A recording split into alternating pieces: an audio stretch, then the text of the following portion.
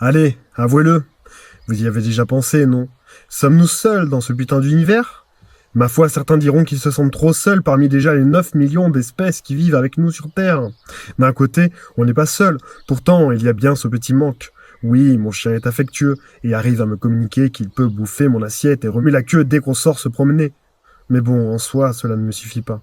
Il y a bien aussi les dauphins, mais j'aime pas l'eau. Nos cousins les singes, ils sont trop parfaits pour nous. Les chats, mais ils sont nonchalants. Ou les cochons, les vaches, en saucisson ou en steak. C'est de l'amitié, ça? Bref. Bon, et alors, nous sommes bien 7 milliards, donc autant de possibilités d'être entourés. Alors c'est vrai, notre cerveau n'est capable d'imprimer dans une vie que 150 personnes dans sa mémoire. Alors c'est peu. Peut-être bien que c'est pour ça ce désintérêt parfois pour l'autre, ou cette fameuse expression « ça n'arrive qu'aux autres ». Car en dehors de notre stockage de connaissances, notre cerveau s'en bat les rognons. Bon, mais alors, pourtant, j'ai toujours ce sentiment de solitude, moi, mis à part toute la pelletée de Dieu et esprit qui vivraient au-dessus de nos têtes. J'ai jamais vraiment réussi à communiquer avec eux, à part quand il fallait donner des pièces au curé et les tables de Ouija. Non, en fait, on cherche un peu notre âme sœur dans un autre monde égocentré, comme nous sommes. Je me demande si de trouver une vie extraterrestre intelligente serait pas la réponse à nos questions. Puis avec un peu de chance, plus avancé que nous, technologiquement. C'est drôle car les critères sont intéressants. Des êtres doués d'empathie, en équilibre avec les éléments, disparition des guerres, disparition des maladies, technologie avancée et des énergies non polluantes infinies, plus de système capitalisme, et suppression de la monnaie, redistribution des richesses et alimentaires plus homogènes, la science réconciliée avec une forme de spiritualité, dénuée de sectarisme, le respect du bien-être animal. C'est un peu nous en mieux.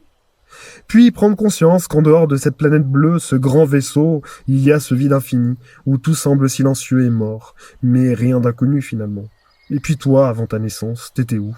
Après ta mort, tu seras où? Comme on dit, la meilleure preuve de l'existence ne serait-elle pas la non-existence? On est quand même les élus, on a une chance sur 4 puis 17 zéros qui se suivent, soit 400 quadrillions d'exister sur la Terre. Pour les joueurs du tiercé, pour vous faire une idée, il faudrait jouer des milliards et milliards d'années toutes les secondes. Bref, notre chance d'exister, c'est un luxe, car elle est presque nulle. Bah oui, faut la rencontre entre le sexe biologique mâle et femelle, dans une soirée, par exemple, complètement bourrée. Puis, sur les milliards de spermatozoïdes et ovules, cela donne cet être unique, car en fait, on a tous gagné au loto. Au total, 108 milliards depuis le début d'Homo sapiens sapiens. Après, bon, cette loterie ne fait pas le bonheur de tous. Alors certains se demandent s'ils n'auraient pas préféré de ne pas exister.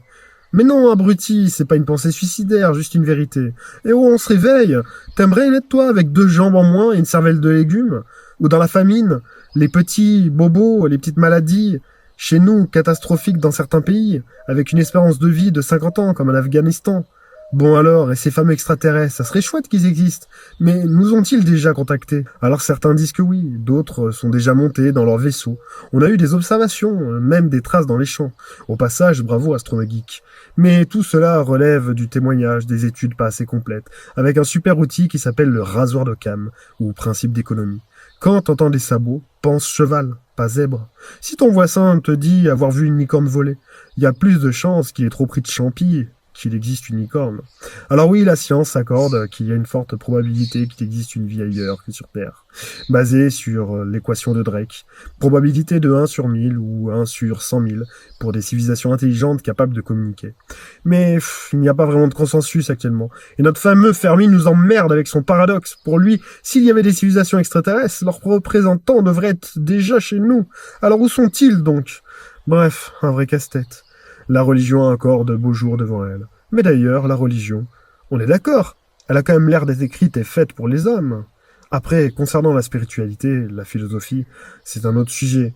Mais comme on n'est pas capable de recevoir le concept que l'univers vient de rien, ou a toujours existé, le Vatican qui aime les French pédo-cancans est ok pour la vie extraterrestre, mais de préférence pas homosexuelle. Ok.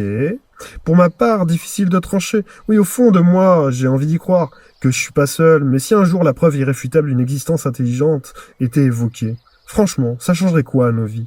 De nouvelles sectes adoratrices, un conflit interne, l'évocation que finalement nous ne sommes pas le gratin, l'élite, la fine fleur de l'univers. On la recherche, cette vie extraterrestre, mais finalement on tourne autour du pot. Car d'où l'on vient réellement? Notre corps est fait de carbone, d'hydrogène, d'oxygène et d'azote. 97% de nos milliards d'atomes proviennent bien du cosmos. Bref, nous sommes tous des poussières d'étoiles.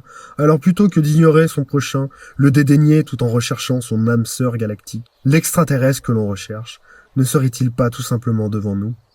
Nous sommes humains et nous sommes extraterrestres. Merci de m'avoir écouté. Prenez soin de vous et à bientôt pour de prochaines vidéos.